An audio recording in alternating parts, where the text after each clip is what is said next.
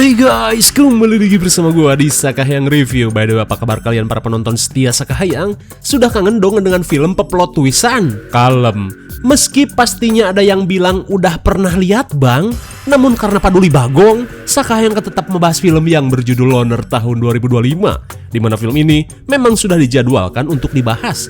Oke lah, daripada kelamaan, mending kita langsung saja ke pembahasannya. Dan jika kalian suka dengan channel ini seperti biasa, silahkan subscribe aja, biar gak ketinggalan video menarik lainnya dari Sakahayang.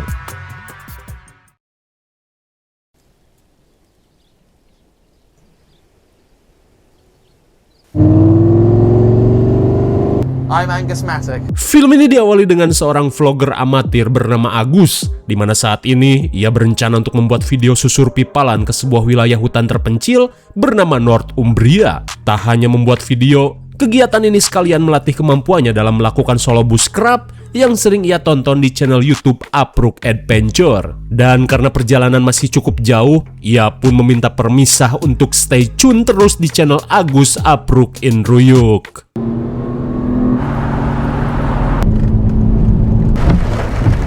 It's made of paper. It's not really useful. Really cool. Information. Singkat cerita, setelah melakukan perjalanan jauh, Agus pun semeringah saat menemukan pelang bertuliskan Anonymous Retreat, yang berarti sebuah wilayah yang disediakan pengelola hutan untuk seseorang memulihkan mental dan tekanan batin. Lantas tanpa berlama-lama, Agus bergegas melakukan persiapan. Setelah mengambil segambreng barang bawaannya, Agus langsung membuat opening vlog ala-ala solo bushcraft. Follow me.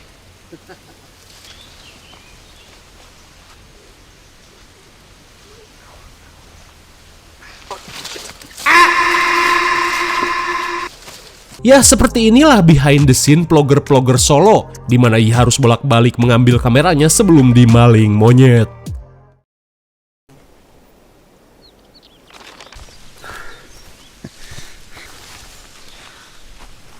Use this. Hingga di tengah apruk-aprukan, Agus pun terkesan saat melihat seorang kewes yang sedang ngebolang sendirian di hutan. Setelah sedikit menyapa, Agus pun bertekad jika ia tidak akan kalah dari seorang wanita. Unbelievable. Where the fuck is this place? Alright. Elah, dikira bakalan solo bushcraft beneran. Ternyata di tempat ini sudah disediakan kabin estetik yang tentunya lebih hedon daripada kosan-kosan kalian dengan biaya 1 juta per bulan. Setelah sedikit mengistirahatkan ceker yang pegal, Agus pun bersiap untuk menyeting beberapa kamera di sekitaran kabin. Alright.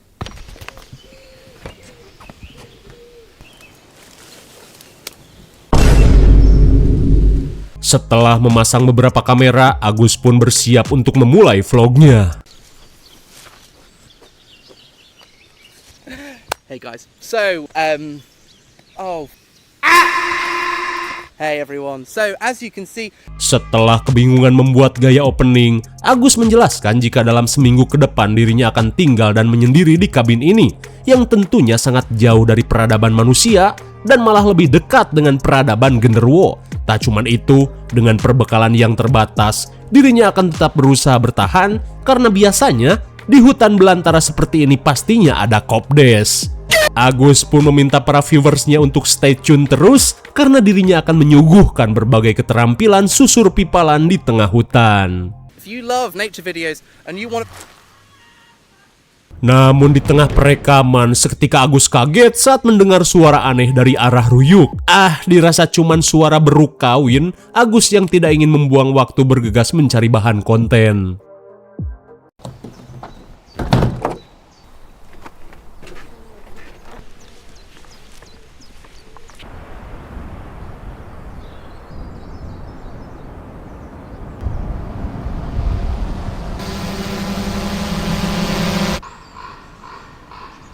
Setelah menerbangkan drone, Agus pun terlihat merekam suara alam yang dihiasi dengan kicau mania dan juga jeritan-jeritan monyet. Namun saat Agus beristirahat, seketika ia pun panik saat hawar-hawar mendengar suara geraman dari arah belakang. Dirasa cukup untuk hari ini, Agus yang mulai jiper bergegas kembali ke kabin.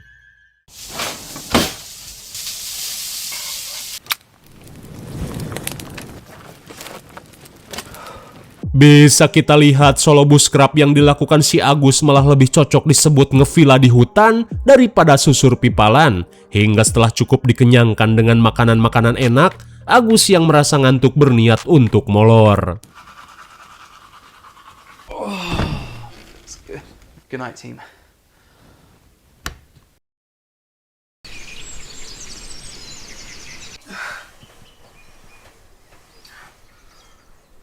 Di pagi harinya setelah tidur dengan nyenyak di kasur empuk, Agus berniat mengawali aktivitas dengan mandi terlebih dulu. Dan sudah bisa kita tebak, bukan mandi di sungai melainkan mandi di shower seperti di hotel bintang 7.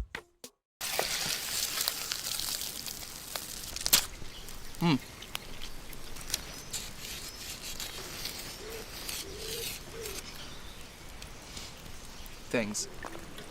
The water.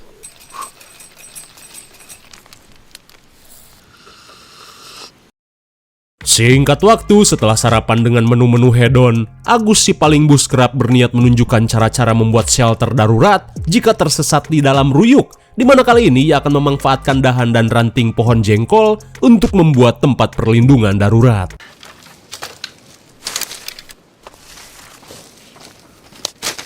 Yeah, it's not the Ritz. It's here. Okay, that's enough. Eta si gobloy dikira bakalan jadi saung atau apa, ternyata hasil rakitan Agus malah lebih mirip sarang bagas. Tak cuman itu, ia pun malah terjebak oleh dahan yang ia susun sendiri. Alhasil si Agus pun harus merosotkeun calana agar bisa terbebas dari himpitan dahan jengkol. Di tengah rasa tengsin, Agus pun memutuskan untuk ngedelete hasil rekaman tadi. Beberapa saat kemudian, Agus melanjutkan pembuatan kontennya dengan ngapruk lebih dalam lagi.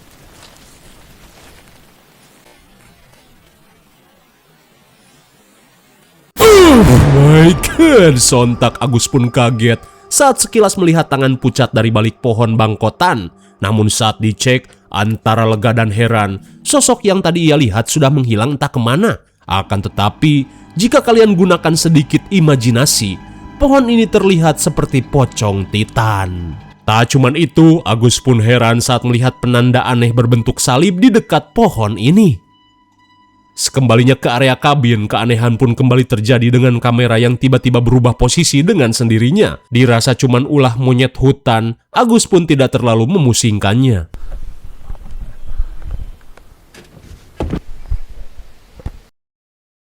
Sounds of the forest. Saat hari menjelang maghrib, Agus berniat menutup pencarian konten hari ini dengan mendengarkan suara alam yang sempat ia rekam. General forest ambience.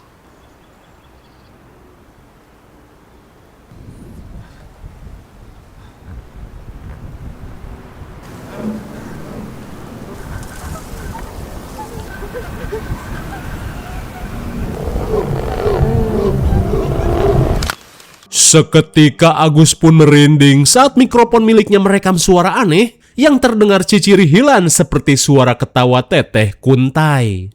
Kira-kira apa yang sebenarnya terjadi di tempat ini? Pura-pura nggak tahu dulu.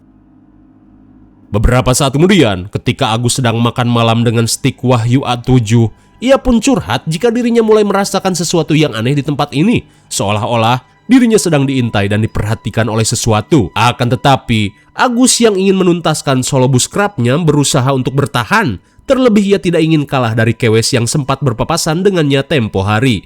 Hingga sesaat sebelum molor, Agus pun kesal saat kabin ini tidak memiliki tirai untuk menutup situasi luar yang cukup menyeramkan. Di hari berikutnya, sambil mengecek peta yang ia bawa, Agus pun berniat untuk mandi di danau. Karena sekali-sekali ia pun ingin merasakan mandi di alam bebas. Oh god, what was that? It's a weird white rock thing. Fuck off. Setelah merontokkan daki, Agus berniat membuat konten menangkap ikan ala-ala suku Rorombehen.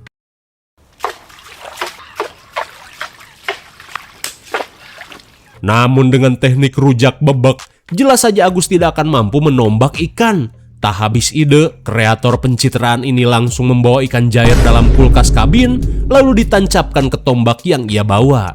Life has.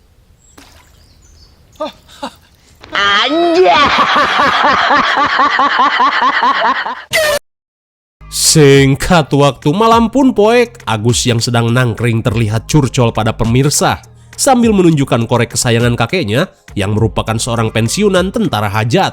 Namun di tengah curhatan, seketika Agus pun kaget saat mendengar suara aneh dari arah Ruyuk. Hello?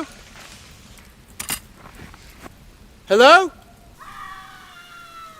Takut suara itu berasal dari sosok Onom, Agus yang ketakutan bergegas masuk ke dalam kabin. Dan suenya karena kabin ini tidak punya hordeng, Agus pun hanya bisa pasrah dengan situasi.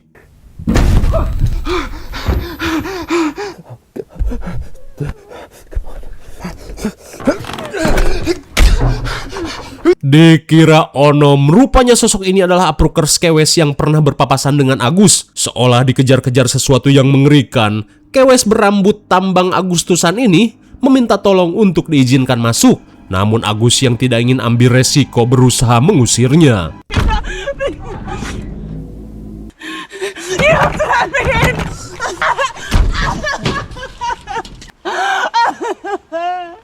Just go! Go! I'm sorry, I can't help you. Oh, fuck.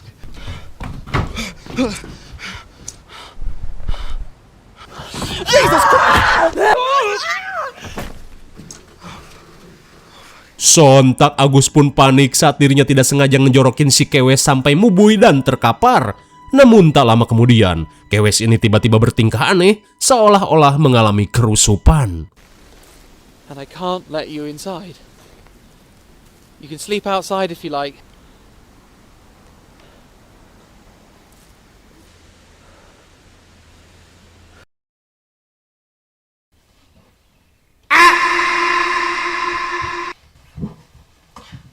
Di keesokan harinya, saking takutnya si Agus sampai molor di kolong dipan. Setelah memastikan situasi aman, Agus pun bersiap untuk memulai aktivitas hari ini.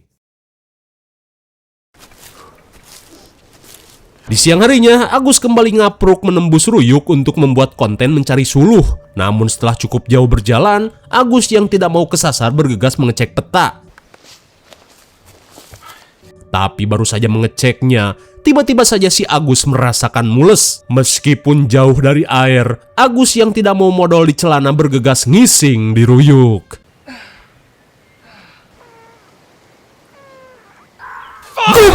Baru saja kentut di pembukaan kedua, seketika Agus langsung kempot setelah mendengar teriakan misterius. Hingga sesaat kemudian, Agus pun semakin heran saat kampak miliknya tiba-tiba hilang entah kemana. Dirasa ada sesuatu yang tak beres, Agus yang ketakutan memutuskan untuk balik ke kabin. Sekembalinya ke kabin, Agus pun syok parah saat melihat keadaan kabin yang berantakan bak diacak-acak monyet. Tak cuma itu, persediaan makanan dan juga peralatan miliknya sudah raib. Keadaan pun semakin memburuk saat persediaan air keran dan listrik kabin tiba-tiba mati. Jelas saja, keadaan ini membuat si Agus kebingungan. Di keesokan harinya, Agus berkata jika semalam dirinya tak bisa molor, terlebih suara-suara mengerikan kembali meneror dirinya. Tak ingin hidup dalam ketakutan, Agus berniat untuk mengecek keadaan sekitar sambil mempersenjatai diri dengan tombak DIY. Everyone messes with me. See you later, you little architectural.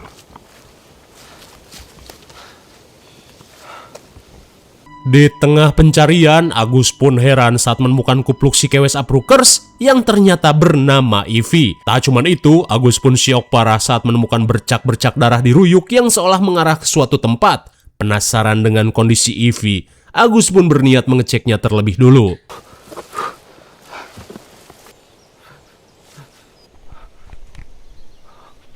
Singkat waktu, kengerian pun semakin menjadi saat melihat ceceran darah tadi mengarah ke sebuah goa yang sempit. Meskipun ngeri, Agus yang merasa nanggung memberanikan diri untuk mengeceknya.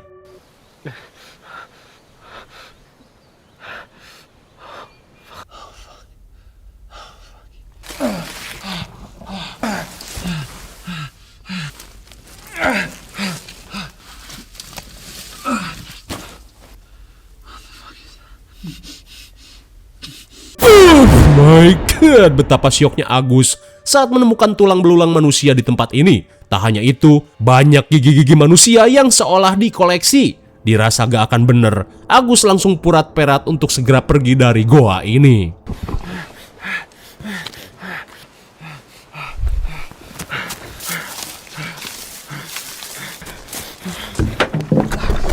Beberapa jam kemudian, Agus pun sampai kemalaman untuk bisa kembali ke kabin. Terlebih sedari tadi, dirinya seakan diikuti oleh sesuatu.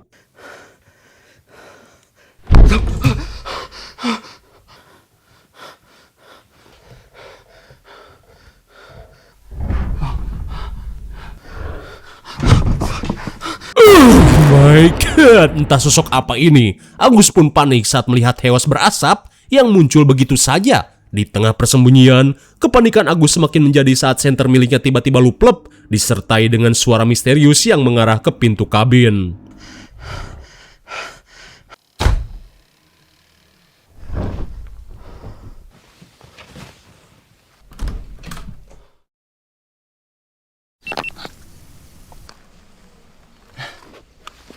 Di keesokan harinya, Agus yang penasaran berniat mengecek isi tas milik Ivy.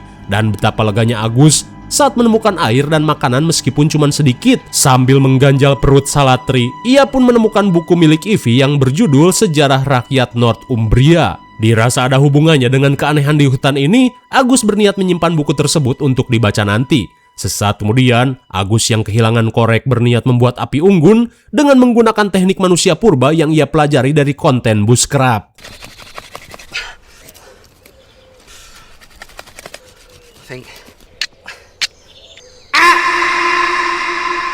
Entah terlalu gigih atau emang oon, Agus pun frustasi karena dari pagi sampai maghrib dirinya belum bisa menyalakan api. Alhasil ia pun hanya bisa berteriak-teriak seperti duda Fir'aun. What?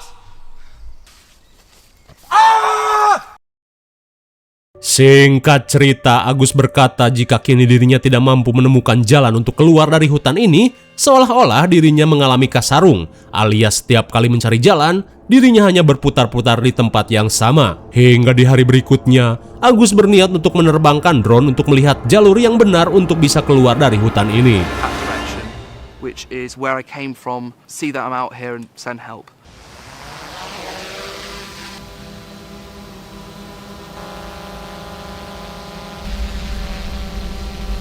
Such a fucking stupid idea.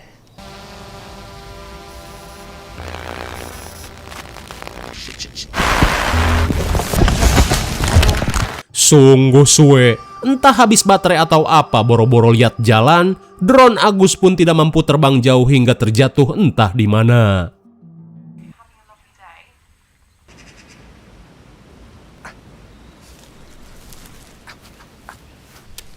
Di keesokan harinya, Agus berkata jika tadi malam sepatu miliknya tiba-tiba hilang entah kemana, seolah-olah dicuri oleh seseorang. Dan kini Agus pun ngide dengan akan menggunakan sepatu yang terbuat dari kresek dengan dilapisi daun nangka campedak.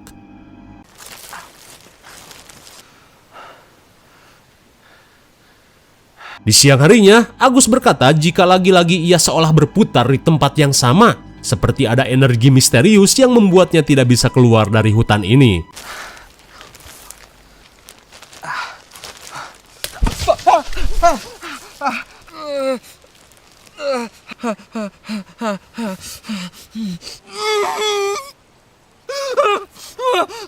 Sungguh linu, lagi-lagi si Agus mengalami kesialan, di mana kini cekernya malah kecucuk anak panah yang berkarat.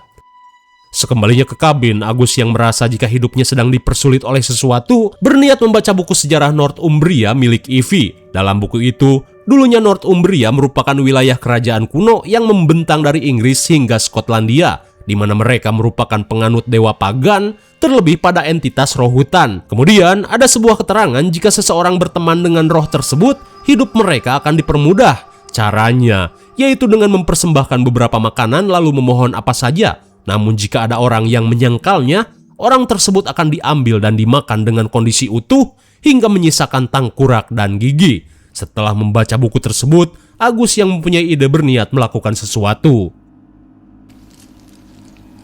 I had a conversation. Rupanya, Agus yang tidak punya pilihan lain berniat mencari peruntungan dengan melakukan ritual persembahan pada roh hutan.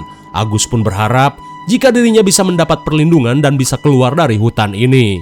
Just chosen to show I believe to be so scared.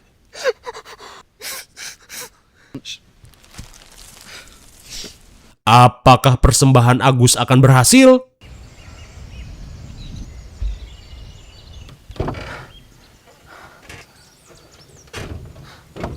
Di keesokan harinya, Agus yang baru bangun seketika melongo saat melihat sepatu miliknya tiba-tiba berada di depan pintu, disertai dengan jantung hewan yang beralaskan daun pakis. Sontak Agus pun yakin jika persembahan yang ia lakukan kemarin telah berhasil. Dan meski makanannya terlihat ekstrim, tapi Agus yang kelaparan mau tak mau harus memakannya. Apalagi ia tidak mau mengecewakan roh hutan yang akan berakibat fatal.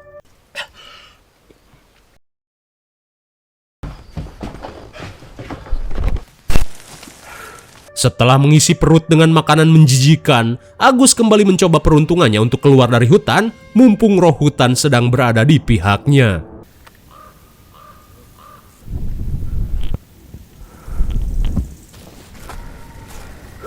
Hingga saat hari menjelang maghrib, Agus pun panik karena sampai saat ini ia belum bisa menemukan jalan untuk pulang.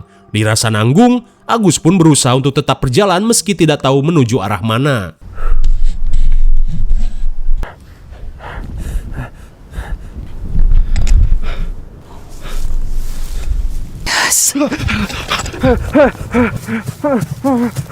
Saat hari mulai poek, Agus pun merasa ngeri saat mendengar suara geraman misterius yang begitu dekat. Di tengah kepanikan, Agus pun sedikit merasa lega saat melihat sosok Ivy di kejauhan. Namun saat dikejar, Ivy tiba-tiba hilang entah kemana. Lalu tiba-tiba seketika Agus merasakan perih saat pahanya dicakar oleh sesuatu yang tak kasat mata. Tapi meskipun begitu, Agus yang tidak ingin mati di tempat ini bergegas melanjutkan perjalanan.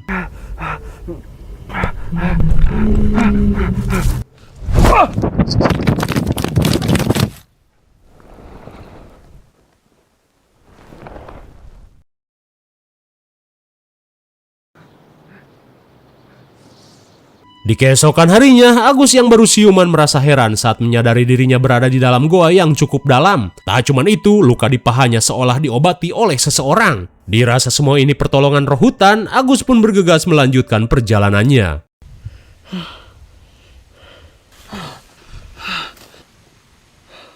Saat berhasil keluar dari goa, Agus pun seolah mendapat tuntunan arah menggunakan kertas dari buku yang sempat ia baca. Lantas Agus pun langsung mengikuti kemana kertas ini mengarah. At the path.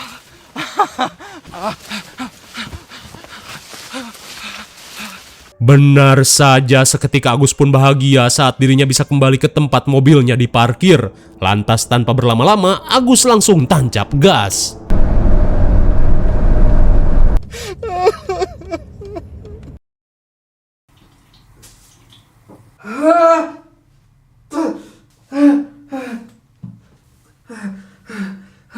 Sepulang ke rumah, bagaikan korban begal, di sekujur tubuh Agus terlihat dihiasi oleh luka-luka yang cukup parah. Kemudian setelah mandi, Agus pun kaget saat menyadari dirinya memiliki luka jahitan di pinggangnya.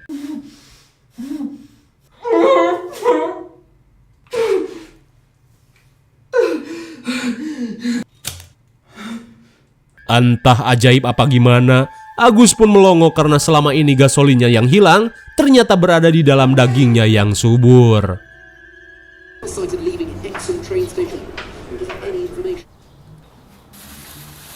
Di keesokan harinya, Agus yang baru pulang belanja tiba-tiba merasa tergiur dengan daging mentah. Dan bagaikan orang yang sudah terbiasa, Agus pun terlihat lahap saat memakan daging tersebut. Hingga di malam harinya, Agus yang penasaran berniat mengecek hasil rekaman saat dirinya tersesat di hutan. Dan seketika Agus pun syok parah saat melihat kenyataan yang sebenarnya telah terjadi.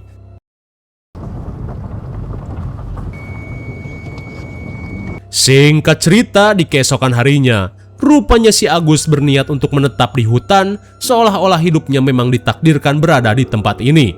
Tak cuman itu, Agus pun sampai mencabut plat nomornya supaya tidak terlacak pihak kepolisian. Lantas sebelum memasuki hutan, Agus pun berkata jika mulai saat ini dirinya akan hidup seperti Tarzan.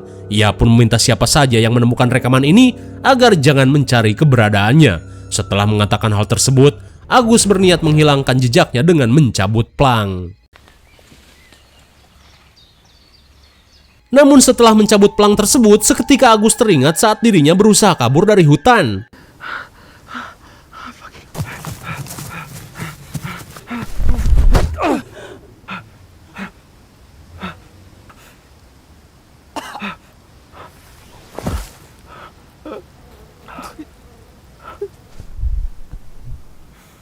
Rupanya Ivy adalah seorang penjaga roh hutan yang sedari dulu tinggal di tempat ini sebagai seorang pelayan. Namun karena Agus menghabisinya secara tidak sengaja, ia pun akhirnya harus menggantikan Ivy untuk menjadi penjaga roh hutan. Setelah mengingat kejadian tersebut, Agus pun langsung OTW untuk memulai kehidupan barunya sebagai seorang penjaga roh hutan. Lalu film pun sudah berakhir. Bagaimana, film yang cukup mencengangkan bukan? Emang sih rada-rada gaje, tapi lumayan lah buat sekedar hiburan. IMDb untuk film ini adalah 4,9 dan menurut Sekayang cocok sajalah dengan nilai segitu. Mungkin ini saja review dan pembahasan film Loner 2025. Jangan lupa like, share, dan subscribe supaya kalian tidak ketinggalan jika ada video menarik lainnya dari Sekayang. Thanks for watching and see you next video. Bye-bye.